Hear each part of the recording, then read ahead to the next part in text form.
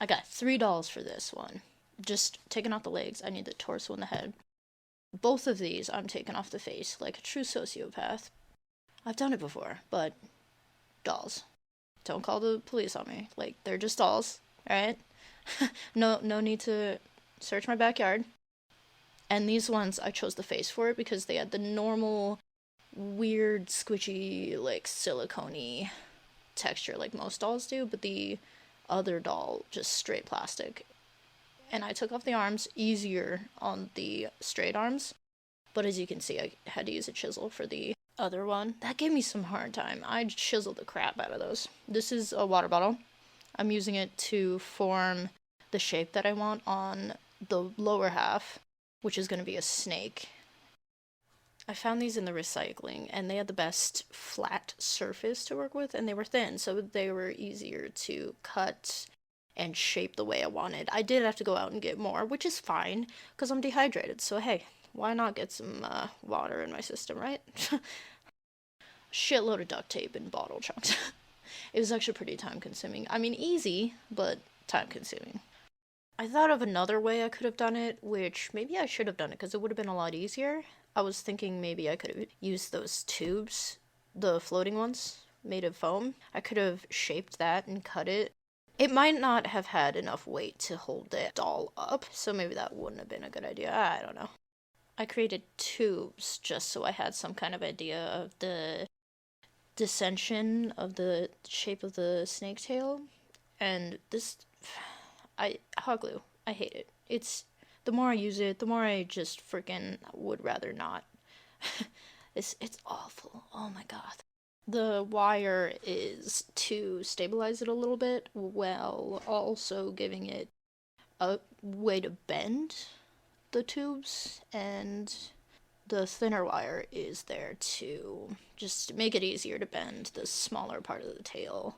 I put tape on the insides of those because, again, the hot glue sucked, but the tape seemed to do the trick, so I focused on a shape that would allow her to stand up or stay up or sit up or whatever the hell you want to call it. It didn't quite work while it was like that because the bottle's really, really light. So I'm just patching in the holes that I made between the ringlets that are on there with tape. And she's just taking a hula hoop. She just felt like it. You know, she felt like hula hooping. Who doesn't? I did when I was a kid, but I would do the thing where you put it around your ankle and you just hop it. You know, that was a lot more fun to me, I think, than pretending you're a belly dancer when you're 6. Just covering the gaps, making her underbelly nice and fairly smooth. Now I'm throwing on those severed limbs. Then the hot glue wasn't working, so I had to tape it. I really did try. It fell off in like a second without that tape. I don't know why I thought of this. It was just in the back of my head. I'm like, what else can I do with dolls? What other strange things can I manipulate with Barbie dolls, child's toys? Now I'm throwing on those extra heads, which they actually fit kind of snugly. I'm just filling in those gaps, and I don't have a thing of it, but the tinfoil was used. It was used to just mold it, and again, with the air dry clay, I love this stuff. It's great. It's so easy to use, and it dries pretty freaking rock solid. No pun intended, considering it's like the stone type of clay. This was really time consuming because I would have to smooth it out because of all those bumps from just the chunks of plastic. Of course, it's not going to come out smooth when there's ridges everywhere. But I had to let it dry so I wouldn't like shove my fingerprints in it, and it just took several days because this was a really easy project, but just because of the drying process. And now I'm just covering those crevices, making it more seamless, like she's supposed to have 6 arms even though she's not and nobody is. And that hair, who makes plastic hair for a Barbie? Like, what kind of evil asshole gives children unbraidable hair? Like, what a dick. Alright. Getting a little worked up.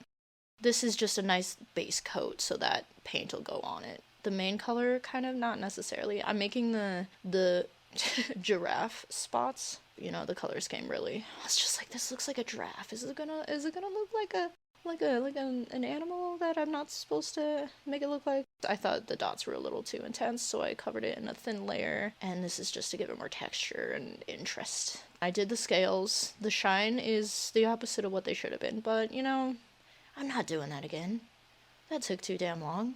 And I thought the white was a little more obvious than I wanted it to be, so again, I put a layer of just thin, watery scale color. I swear is not white. I'm not painting her white. It is a skin color. I swear it's a skin color. You can't tell, but it is. It's like it's got a little pink in there, you know? I was gonna make a legit just face, but I was like, I can't do that. Nope. So I just let my hand do whatever the hell it wanted.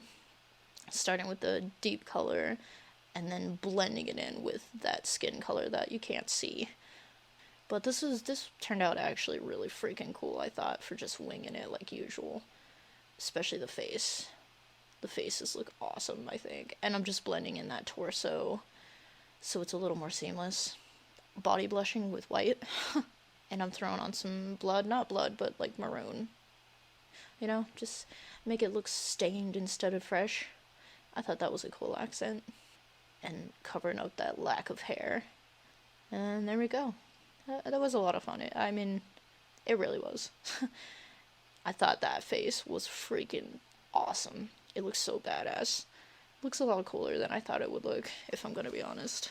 I wasn't going for Snake Demon, but apparently that's what my subconscious wanted, so that's what happened.